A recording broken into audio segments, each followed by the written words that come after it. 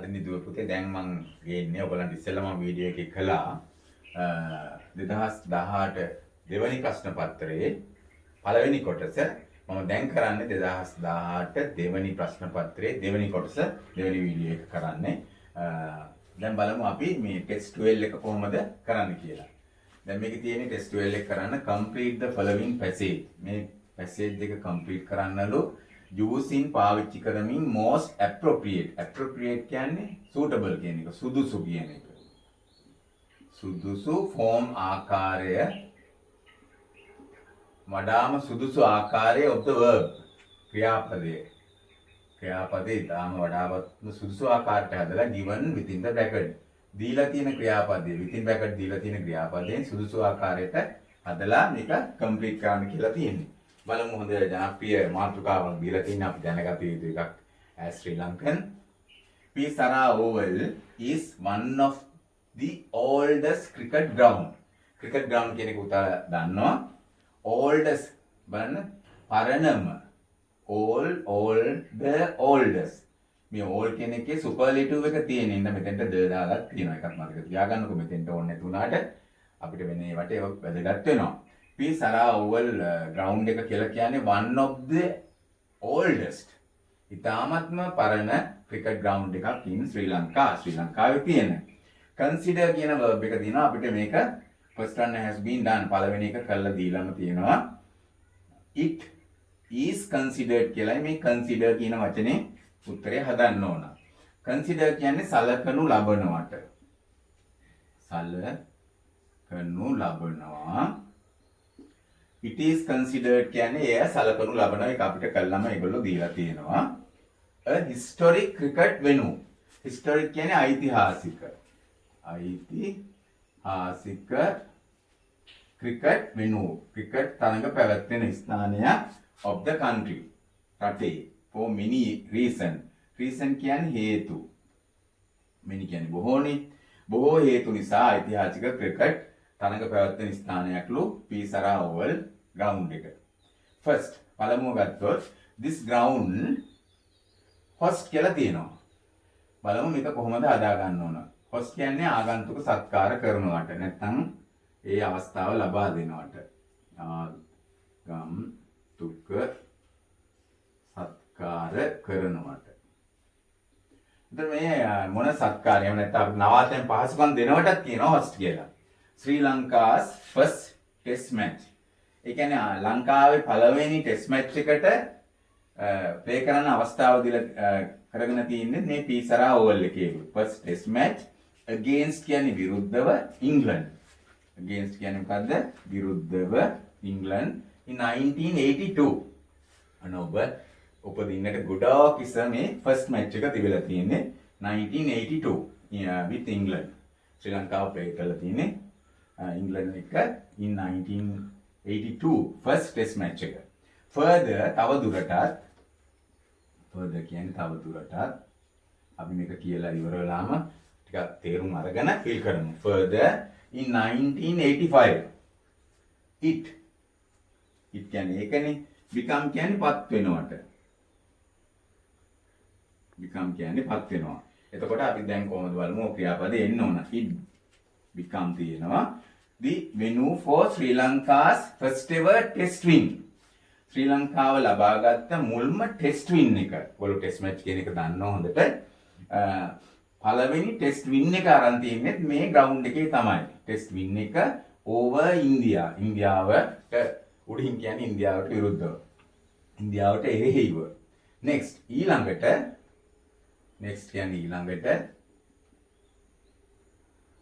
the ground use. දැන් බලමු මේක හදලා දාගන්න. use කියන්නේ පාවිච්චි කරනවානේ. භාවිත කරනවටනේ. භාවිත කරනවා. as a neutral venue. neutral කියන්නේ ජය පෙරදුමක් නැති නැත්නම් මධ්‍යස්ථ උදාසීන. neutral කියන්නේ ඒකයි. ජය පෙරදුමක් නැති ස්ථානයක් වුණා for the test match series. test match තරඟාවලිය. series කියන්නේ තරඟාවලිය between Australia and Pakistan in 2002. එතකොට පාකිස්තානයත් ඉංග්ලන්ඩුත් ඕස්ට්‍රේලියාව සෙල්ලම් කරලා තිනවා in 2002 ජය පරාජයකින් තොර ක්‍රිකට් සීරීස් එකක්. 15 test matches මේක play කරලා දිනවලු 15 test matches 12 ODIs and 1 T20 ගිය පුතේ මේ ODIs කියන්නේ one day internationals කියන එක. අපි කියන්නේ එක් දින ජාත්‍යන්තර තරඟ කියලා. ඒ වගේම 12ක් සෙල්ලම් කරලා තිනවා. and 1 T20 T20 කියන එක මේ දවස්වල හරි ජනප්‍රිය ක්‍රිකට් තරඟාවලිනේ play කරලා තිනවා. ඒ අදහස තමයි එන්න ඕන. at P Sara Oval. This historic stadium. historic කියන මම ලියුවා. ඉතිහාසික stadium කියන්නේ ක්‍රීඩාංගණය. ක්‍රීඩාංගණය. ගෘහස්ත ක්‍රීඩාංගණය කියන අදහසත් එනවා. ක්‍රීඩාංගණය locate කියන්නේ පිහිටා තිබෙනවා. පිහිටා තියෙනවා. in Colombo. The commercial capital. commercial කියන්නේ වෙළඳ. වෙළඳ capital අගනගරයේ of the country. Colombo commercial capital කියන්නේ Sri Jayawardhanapura is the capital of Sri Lanka, but Colombo is considered as the commercial capital of Sri Lanka. ඒ නිසා ඒ නම දාලා තියෙන. දැන් අපි බලමු ඒ ගැලපෙන විදිහට අපිට ක්‍රියාපද හදාගන්න පුළුවන්ද කියලා. මේක ටිකක් ග්‍රැමර් දැනගෙන කරන්න ඕන දෙයක් කල්පනාවෙන්. ඔයගලන්ට හොඳ ඒකට යන්න ඒ සාමාර්ථයකට ගන්න මේ වගේ ඒවා කල්පනාවෙන් කරන්න ඕන. මේවෙන් ලකුණු එකතු කරගන්න ඕන. අපි බලමු ආයි P Sara Oval is one of the oldest cricket ground in Sri Lanka. It is considered සලකනු ලබනවා. මේ දුවේ පොතේ තියෙන්නේ මේ is considered කියලා. ඔන්න මතක තියාගන්න මම මේ මුළු පාඩම කරන්න යන්නේ නැහැ. ඒකට දිග වීඩියෝ එකක් කරන්න වෙනවා. is considered කියලා කියන්නේ මේ තියෙන්නේ be verb එකක් තියෙනවා. මේ consider කියන්නේ past tense එක නෙමෙයි past participle එක තියෙන්නේ. එතකොට මේක passive verb එකක් වෙලා තියෙනවා. කර්මකාරක වාක්‍යයක් වෙලා තියෙනවා. එතකොට it is considered කියන්නේ එය සලකනු ලබනවා. එය සලකනු ලබනවා a historic cricket venue එකක් විදියට. ඓතිහාසික ක්‍රිකට් තරඟ තියෙන ස්ථානයක් විදියට the country for many reasons බොහෝ හේතු නිසා. first පළමුවම this ground host කියලා තියෙනවා. මේ ground එක සැපයුවා. සත්කාරය ලබා දුන්නා කියන අදහස එන්න ඕන. hosted past tense එන්න ඕන. ground එක ඒ කළා. ground hosted Sri Lanka's first test match. පළවෙනි test match එක තිබුණා. ඒකට සත්කාරක විදියට ක්‍රියා කළා against England in 1982. further තවදුරටත් in 1985 it become කියලා තියෙනවා. එතකොට එය පත් වුණා කියන අදහසයි එන්න ඕනේ. ඒකපත් වුණා. ඒක හැබැයි එතන කර්තෘකාරක විදියටයි දෙන්නේ. it became. become කියන එකේ past tense එක තමයි became කියන එක. become, became, become. past participle එක become. එතකොට became. it became the venue for Sri Lanka's first ever test win. අප මුලින්ම ලබාගත්ත ක්‍රිකට් ජයග්‍රහණය ටෙස්ට් වින් ජයග්‍රහණය ලබාගත්තා ඕ ඉන්දියාවට එරෙහිව. next the ground ඊළඟට ground as a neutral venue for test match series between Australia and Pakistan in 2002. එක පහුවෙච්ච එකක් නේ. ඊළඟට ඕස්ට්‍රේලියාවත් පාකිස්තානයත් අතර තිබිච්ච 2002 වෙන තිබිච්ච තරඟයට එය පාවිච්චි කරනු ලැබුවා කියලා කියන්නයි ඕන. එතකොට මේක past tense එකක් වෙන්න ඕන. මේක present tense passive verb එකක් තියෙන්නේ. අපි ඒක past tense passive verb එකක් හදාගමු. ඔයගොල්ලෝ දන්නවා am is වල past tense එක was දාන්න ඕන. ඒ නිසා it කියන එක ground කිව්වහම මේක වචන. ඒ නිසා was දානවා. am is are කියලා කියන්නේ be verb වල අපි වර්තමානයේට පාවිච්චි කරන ඒවා. එතකොට ඒක වචන නම් අපි am is are වර්තමානයේදී අතීත කාලයට අපි ගන්න am is කියන දෙකටම was කියන එක. එතකොට ground කියන්නේ singular එකක්. ඒ නිසා අපි was කියලා දානවා. use කියන්නේ පාවිච්චි කරනවා කියන එකයි. ඒකේ past tense එකත් past participle එකත් use විදිහටයි ගන්න. ඒ නිසා was used. ඒකේ තේරුම මේ ground එක පාවිච්චි කළා කියන එකයි. ground එක පාවිච්චි කරනු ලැබුවා කියන එකයි. was used as a neutral venue for a test match. test match එකට match series between Australia and Pakistan in 2002. පහුවෙච්ච නිසා අතීත කාලේ නිසා ඒකට අපි pause දැම්මා. සෝපා කියලා කියන්නේ මේ දක්වා 15 test matches, 12 ODIs and 1 T20. ඒ කියන්නේ දැන් ගොඩක් තියෙනවා. play කරලා තියෙනවා කියන අදහසයි කියන්න ඕනේ at Pisara Oval. අපි යමක් කරලා තියෙනවා කියලා දුවේ පුතේ present perfect වලින්. අපි යමක් කරලා තියෙනවා කියන්නේ present perfect එකෙන්. මම උයලා තියෙනවා කියන්නේ I have cooked. have දානවා past participle verb එක දානවා cooked වල. I have played කිව්වම මම සෙල්ලම් කරලා තියෙනවා. දැන් මේ ground එකේ සෙල්ලම් කරලා තියෙනවා කියන අදහසයි ගන්න ඕන. දැන් ground එකට සෙල්ලම් කරන්න බෑ. මෙන්න මේ තරඟ ටික තමයි සෙල්ලම් කරලා තියෙන්නේ. ground එකට සෙල්ලම් කරන්න බෑනේ. යට කතරු විදියට ක්‍රියා කරන්න බෑ. මේ ground එකේ සෙල්ලම් කරලා තියෙනවායි කියලායි හදාගන්න ඕන. අපි මේක හදන්නේ have දාලා past participle දැන් මෙතන played කියලා තියෙනවානේ. played දානවා මෙන්න been කියලා දානවා. be කියන verb එක මීසාවල past participle එක තමයි been කියන්නේ. එතකොට මේකේ තේරුම වෙන්නේ have been played. සෙල්ලම් කරනු ලබලා තිබෙනවා. කාවද සෙල්ලම් කරනු ලබලා තියෙන්නේ මීට ඉස්තරහෙන් කියවෙන කතෘ. මේක passive වාක්‍යයක්.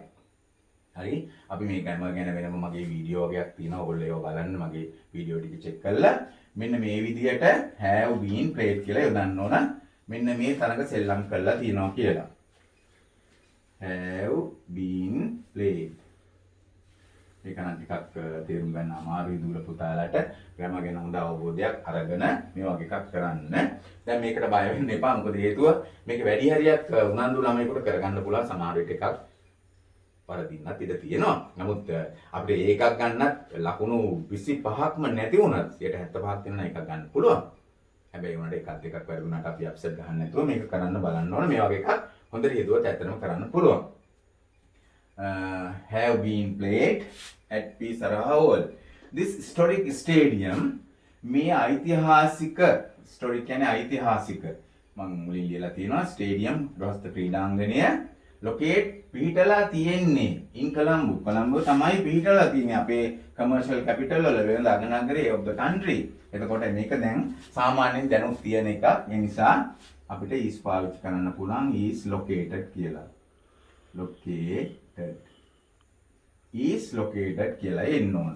හරිද? එතකොට අපිට ඔයගලන්ට මේක විදිහට හදා ගන්න පුළුවන්. මේක ගැන කීප සැරයක් බලන්න. එතකොට තේරුම් ගන්න පුළුවන්. දෙවෙනි කොටස ටිකක් අමාරුයි. මේ අමාරු ප්‍රශ්න වලත් අමාරු මේවා ටිකක් තියෙන්නේ. අමාරුවෙන් වුණත් මේක තේරුම් ගන්න. test 30 තමයි මම ඊළඟට කරන්නේ. මේකේ තියෙන්නේ dictionary page එකක්. මේ තියෙන්නේ here is a page from a dictionary. dictionary එකකින් page එකක් අරන් තියෙන පිටුවක්. refer to it. ඒකට අවධානය යොමු කරලා it and answer the question given below. මම මේක තමයි මෙතන ලියලා තියෙන්නේ. here is the page from dictionary. refer to it කියන්නේ refer කරනවා කියන අවධානය යොමු කරනවා. පොතක් කියවනවා. to it and answer the question given below. ඒකට උත්තර ලියන්නලු. දැන් මෙන්න මේ dictionary page එක ඇත්තටම හරිම පොඩිනේ. මේක අකුරු කොහොමත් මේක ඉංග්‍රීසි දැනුමට වඩා ස්පේනවල කියලා බලන්න දෙන එකක්ද මන් දන්නේ. විශාල ප්‍රමාණයක් තියෙනවා වචන. එන්න මම කොහොම ලිව්වේ නැහැ.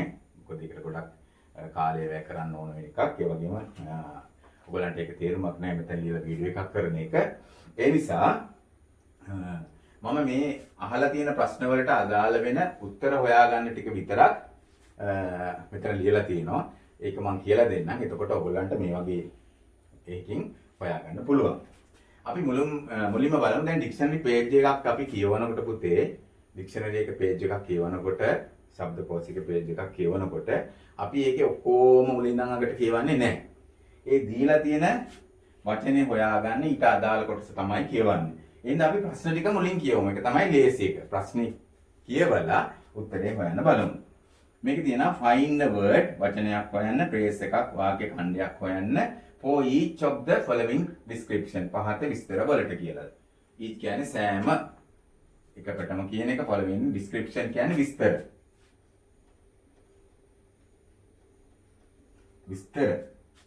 එතකොට දැන් පළවෙනි ප්‍රශ්නේ දීලා තිනවා question number 1 a phrase similar. similar කියන්නේ සමානනේ. similar in meaning තේරුමෙන් සමාන to neat and clean. මෙන්න neat and clean කියන වචනෙට සමාන වචනයක් ඩික්ෂනරි පේජ් එකෙන් හොයන්න ඕනේ. මේක හරිම ලේසි එකක්. ඇත්තටම හොඳට ඇස් පේනවා නම් මේක කරන්න පුළුවන් එකක්. මේකට ලොකු ඉංග්‍රීසි දැනුමක් ඕනේ නැහැ. ඊට බය වෙන්න එපා. ඒක අමාරු ප්‍රශ්නයක් නෙමෙයි. දැන් මේක හරි ලේසි. මේ neat and clean කියන එක තියෙන්නේ මේ ඩික්ෂනරි පේජ් එකේ කොහෙද කියලා හොයාගන්න. ඉතින් දැන් මේ පළවෙනි වචනේ නෙමෙයි තියෙන්නේ. වචනේ තේරුම් වල තමයි මේ කොටස තියෙන්න ඕන. ඉතින් අපි එඳ මේකෙම හොයලාම ලියමු. දැන් බලමු මෙන්න මේ neat and clean කියන වචනේ තියෙන්නේ. neat කියන්නේ පිළිවෙලක් තියෙනවා. clean කියන්නේ පිරිසිදුයි කියන එකනේ. මේක තේරුම දන්නේ නැති වුණත් ඇත්තටම කරන්න පුළුවන් එකක්. බලමු මේ වචනේ කොහෙද එන්න ඕන කියලා. neat and clean කියන එක අපි කියාගෙන යනකොට අපිට මේගොල්ලෝ හොයන්න ඕන මේ විදිහට. මේ බලන්න. එහෙම හොයනකොට අපිට කොහේ හරි තැනක තියෙනවා. මේ බලන්න. neat and clean. ඔය දැන් මේ අර අපෙන් අහලා තියෙන වචනේ කොහෙද තියෙන්නේ? neat and clean කියන වචනේ තේරුම් වල තියෙන තැනට ඉස්සරහින් තියෙන වචනේ තමයි අපි උත්තරේට ලියන්න ඕන. හරිම ලේසි එකක්. මොකද්ද ඉස්සරහින් තියෙන වචනේ? spike කියලා කියන්නේ SPICK. ඔන්න එකක් අපි ලිව්වා. හරි ලේසි. දැක්කනේ? ඊළඟට බලන්න. දැන් මේක දැක්කම නම් බය වෙනවා. මොකද මේක මේ ලේසියෙන් කියවන්න බෑ. හරි අමාරුයි වචන ගොඩක් දැක්ක ගමන් බය වෙනවා. හැබැයි එහෙම බය වෙන්න ඕනේ නැහැ. සංග්‍රහලා හිත තැම්පත් කරගෙන හිමින් සැරේ හෙව්වාම අපිට මේක හොයාගන්න පුළුවන්. ඒ වගේම metal point set into the sole of a running shoe. ඔන්න බලන්න අපිට ලේසි වචනයක් තියෙනවා. shoes අපි දන්නවනේ සපත්තු. running shoes කියන්නේ දුවන්න ගන්න සපත්තු. sole කියන්නේ අඩිය. අන්න ඒ වචන නම් මතක තියාගන්න ඕන. අඩිය. සපත්තුක වගේ එකට අඩිය.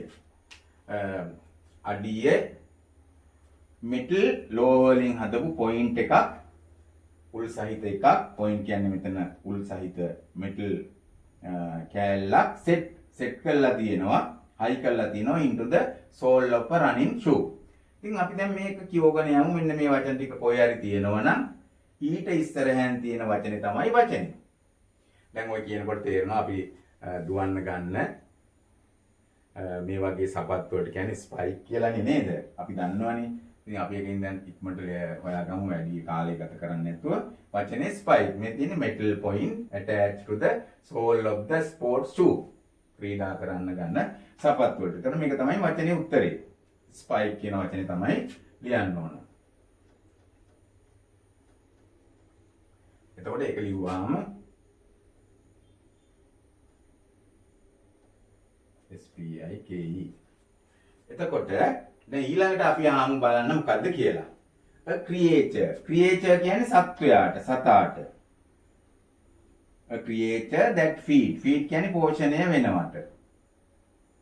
පෝෂණය වෙනවට. on insect කියන්නේ දුල පුතාලා අහලා ඇති කෘමීන්ට කියන්නේ. ඔය කැරපොත්තෝ, මකුළුවෝ, ඔය කියන જાති ඔක්කොම නේද? හරි? මදුරුවොත් insectලා.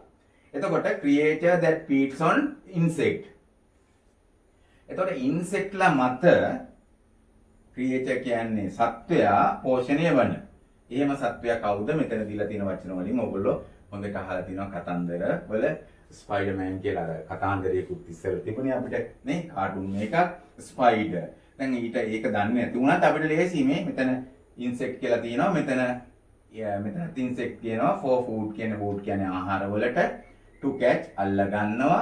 කෘමියව for food ආහාර සඳහා කෘමිය අල්ල ගන්න එක්කෙනා ස්පයිඩර්.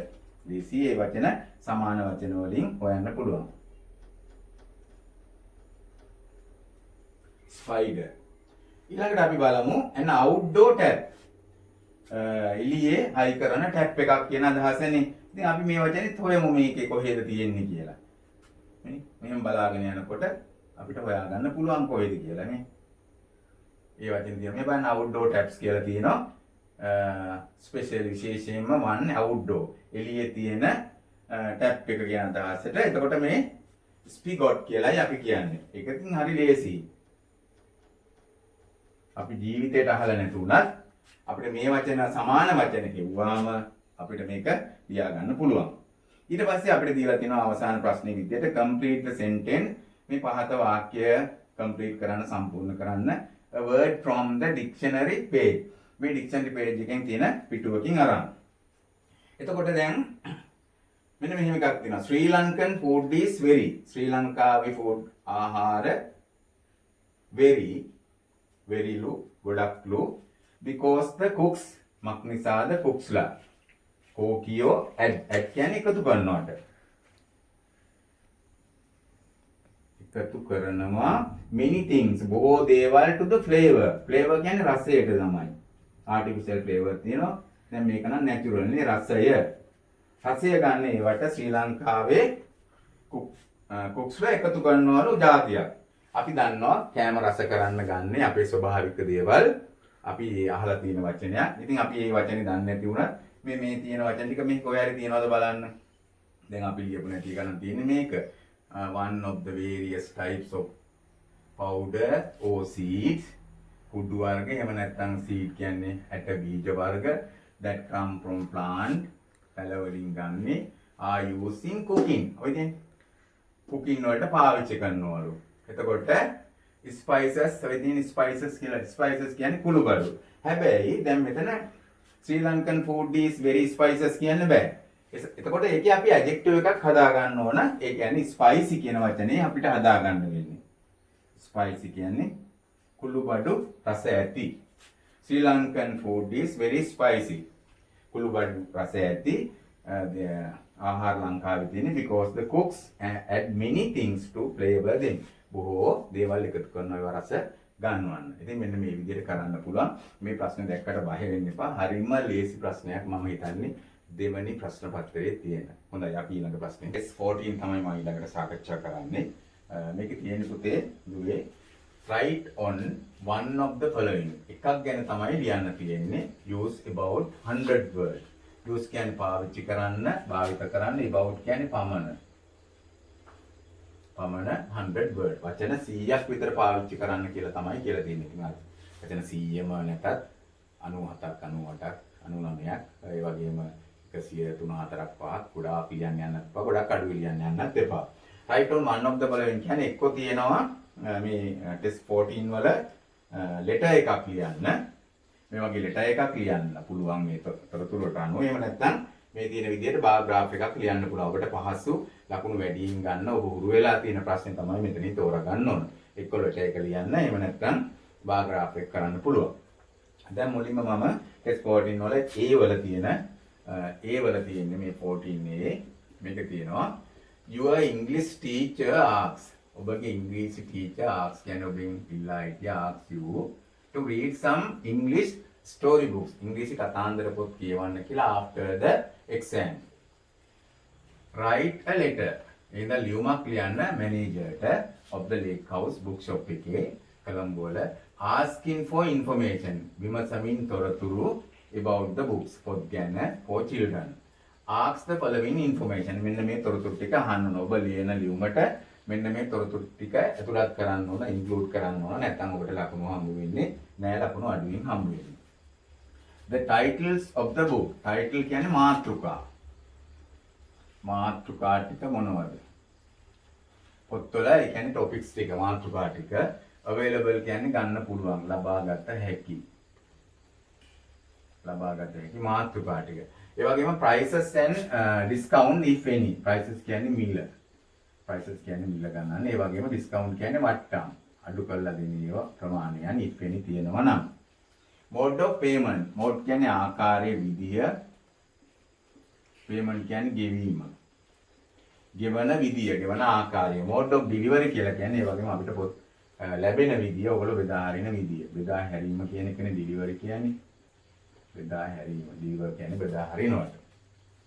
එතකොට මෙන්න මේ දැන් මේ විදිහට වැළුවාම අපිට ලියන්න තියෙන්නේ manager of the lake house bookshop. ඒ කියන්නේ මේක විධිමත් ලියුමක්, රාජකාරී ලියුමක් විදිහට ලියන්න ඕන එකක්.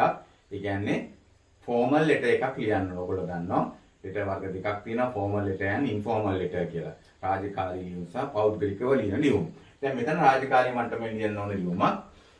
ඒක හොඳට තේරුම් ගන්න ඕනේ. ඒක රාජකාරී මට්ටමක ලියන්න ඕන විදිය ආකෘතියත් අපි බලා ගන්න ඕන. මුලින්ම අපේ ඇඩ්‍රස් එක මෙහෙම දැම්මා. ඊට පස්සේ අපි කාටද ලියන්නේ කියන එක්කෙනාගේ ඇඩ්‍රස් එක මෙහෙම දැම්මා. මේ විදියට දාන්න ඕන. දැන් බලමු අපි කොහොමද කියලා. අපිට මේකේ තියෙන වචන වලින්ම ගොඩක් ලියන්න පුළුවන්. මේකේ තියෙන වචන වලින්ම ලියන්න පුළුවන් වැඩි හරියක්. මේ වචන අරගෙනවා. දැන් your English teacher asks you to read some English story books කියලානේ තියෙන්නේ. එතකොට your English teacher කිව්වහම මම ලියනකොට my English teacher. නැත්නම් our English teacher කියලා අපිට කියන්න පුළුවන් මේක. එතකොට your English teacher වෙනුවට අපි ලියනකොට අපිට ලියන්න පුළුවන් මේවා අපේ ඇඩ්‍රස් එක ලිව්වා. ඕන ඇඩ්‍රස් එකක් ලියන්න ඔයගොල්ලෝ කැමති. හැබැයි ඩේට් එක මේ විදිහට දාන්න ඕන. කැමති ඩේට් එකක්. හැබැයි මේක 2018 පේපර් එක නිසා මම මෙතන 2018 කියලා දාලා තියෙනවා. ඩිසෙම්බර් දාලා තියෙනවා. මොකද තාම විභාගේ තියලා නැහැනේ. එහෙනම් විභාගේ තියන්නට පෙර දිනයක් දාන්න ඕන. පෙර දිනයක් දැම්මා 5 December 2018 කියලා දැම්මා. මෙතන ඇඩ්‍රස් එක ඕගොල්ලෝ කැමති එකක් දාන්න. ඒ වගේම හැබැයි මෙන්න මේ අපි ලියන්නේ කාටද? ඒක හරියටම දාන්න ඕන. මේ කාටද ලියන්නේ? manager of the Lake House Bookshop Colombo. ඒක දාන්න වෙනවා. අපිට ඕන එකක් දාන්න බෑ. The manager Lake House Bookshop Colombo. එතකොට ඒ විදිහට ඒක දාන්න ඕන. ඊට පස්සේ dear sir කියලා පටන් අර ගන්නවා. එතකොට දැන් අපි මේ ලියුම ලියන්නේ මොකටද? asking for information about the books for children. එතකොට ඒකම අපිට මෙතෙන්ට ගන්න පුළුවන්. asking මම නම් මෙතන ලිව්වේ requesting කියලා. request කියන්නේ ඉල්ලා හිටිනවට. request කරනවා කියන්නේ ඉල්ලා සිටිනවට. ඕනනම් මෙතෙන්ට මේ වචනේම දාන්නත් පුළුවන් දුවේ පොතේ.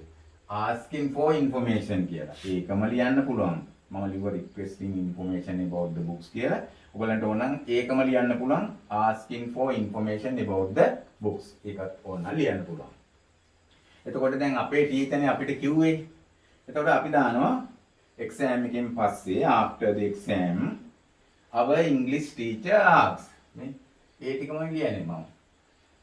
you කියන වෙනුවට අපටනේ කිව්වේ us to read some story books after the exam. Read some English story books after the exam. බලන්න මම ඒකමයි ලියලා තියෙන්නේ. Read some English story books after the exam කියන එක උඩට දාලා තියෙනවා. ඉතින් එයා අදහස කියවුණානේ. ඒ නිසා මට මෙන්න මේ තොරතුරු ටික ඕන. දැනගන්න. මෙන්න මේ තොරතුරු ටික දැනගන්න. හැබැයි එතනන් අපි ආයතෙන් හදපු වචනයක් දෙකක් දාන්නවා. so එම නිසා so කියන්නේ එම නිසා.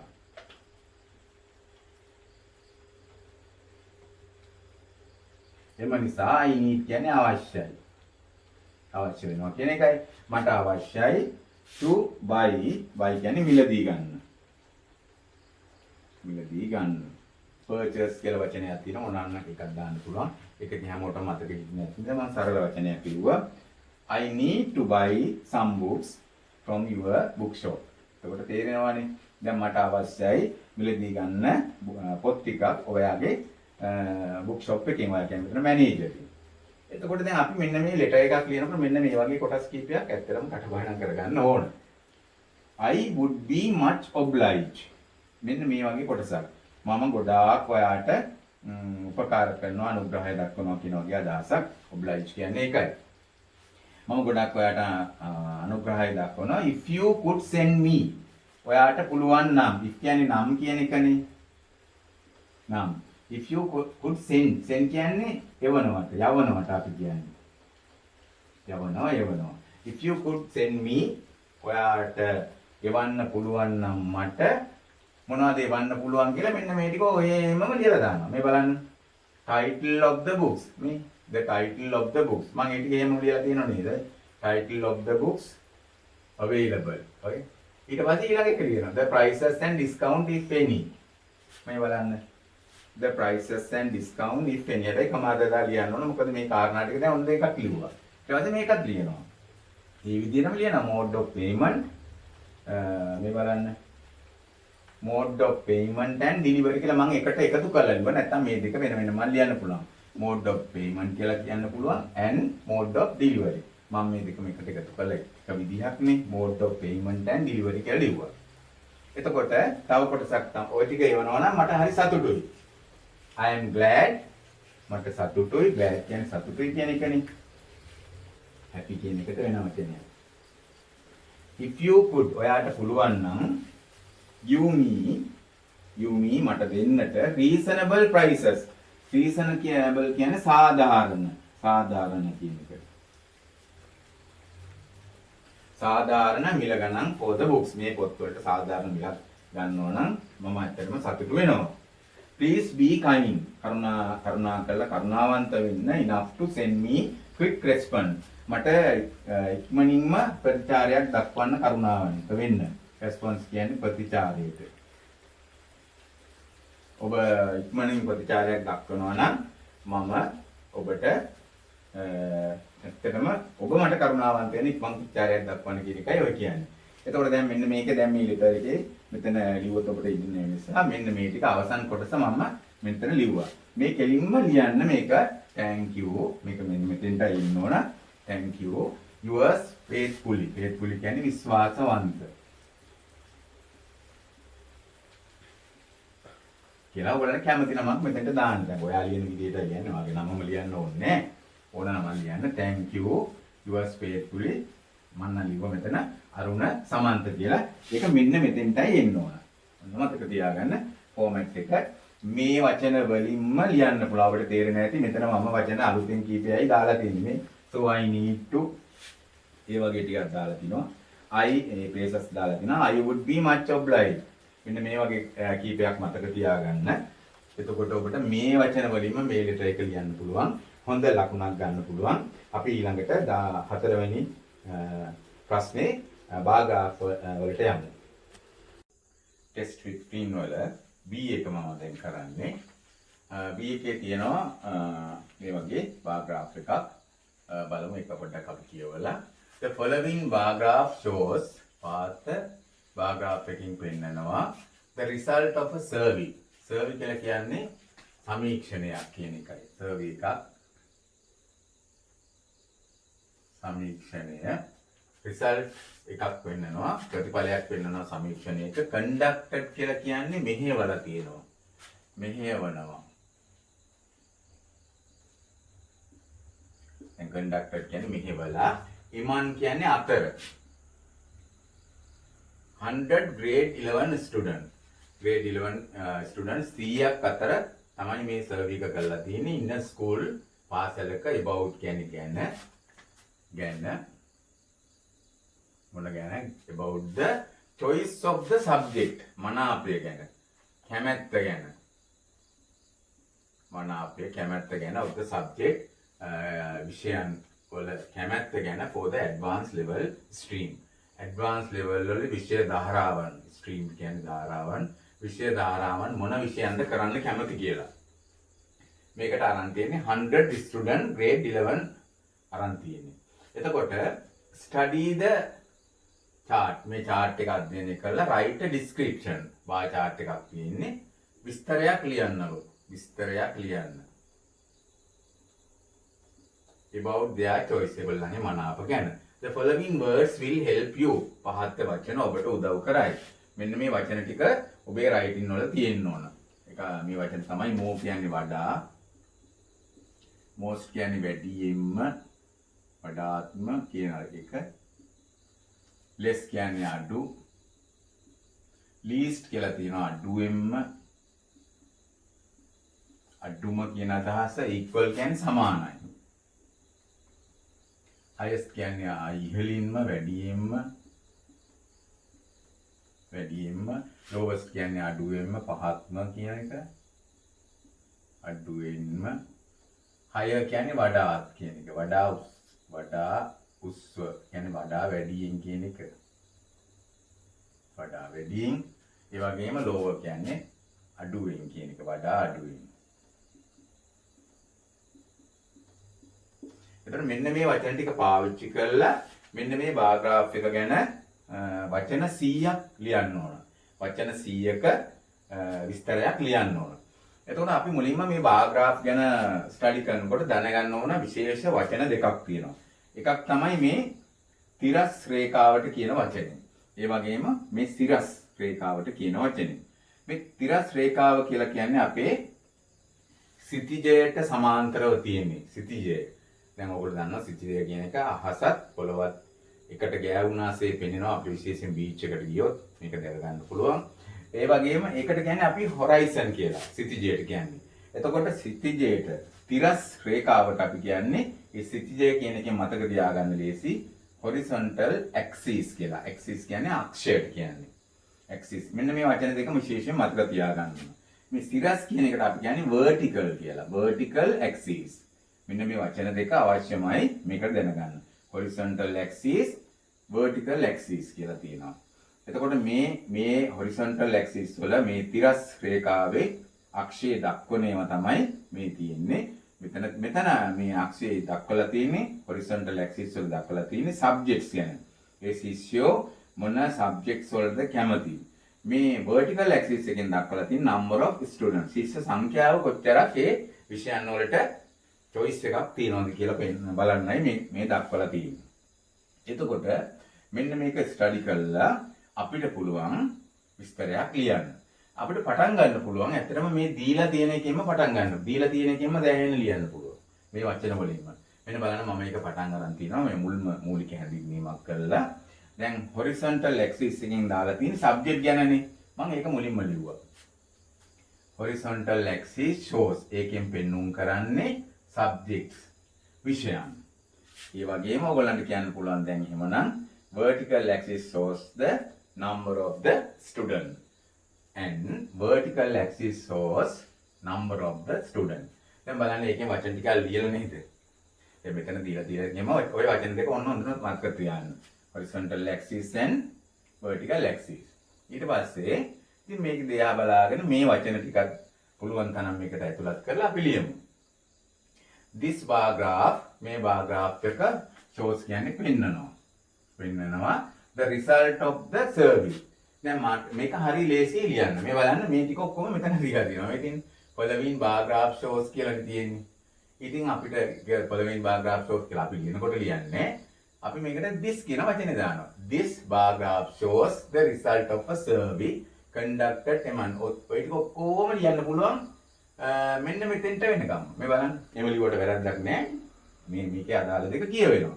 this bar graph shows the result of a survey conducted among 100 grade 11 students in a school about the choice of the subject for advanced level stream.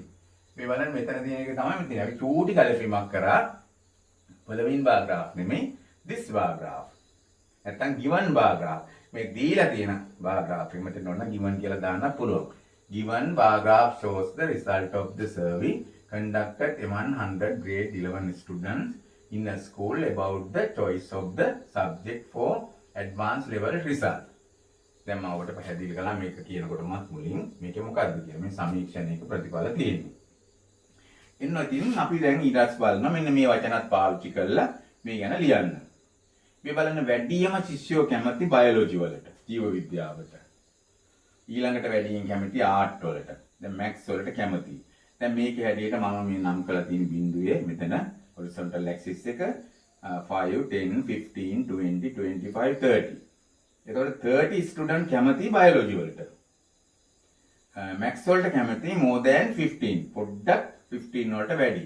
17 like that. ඒ වගේම IT වලටත් ඒ වගේ 12 like. Art වලට කැමති 20. accounting වලට කැමති 12 වලට equal. මේ accounting and maths accounting and IT කියන එක මේ විෂයන් දෙක එක සමානයි. ඔන්න අපිට ලියන්න පුළුවන් එකක්. වැඩියෙන්ම තියෙන්නේ biology, සමානව තියෙනවා IT and accounting. accounting කියන්නේ ගිණුම්කරණය. එතකොට music 10 ඉන්නවා. 17 විතර ඉන්නවා maths කරන අය. මේ ටික තමයි අපිට දාන්න වෙන්නේ 100 of the students. මේ බලන්න. දැන් අපි most students choice වැඩිම ශිෂ්‍ය සංඛ්‍යාවගේ choice එක වෙන්නේ is වෙනවා මොනවටද biology වලට. biology subject එක තමයි වැඩිම කැමති. බලන්න ඒක අපිට වාක්‍යයක් ලියුවේයි. 30 student like that. ශිෂ්‍යෝ කොච්චර කැමතිද ඒකට? 30ක් කැමති ශිෂ්‍යෝ. ඒක මම ලිව්වා. මේ බලන්න 30 student like that. නෝ වැඩිම එක ලිව්වා. ඉතින් අපි අඩුම එක ලියමු. ඒතර අපිට වරදින් නැතුව ලියන්න පුළුවන්. ඊළඟට ලියමු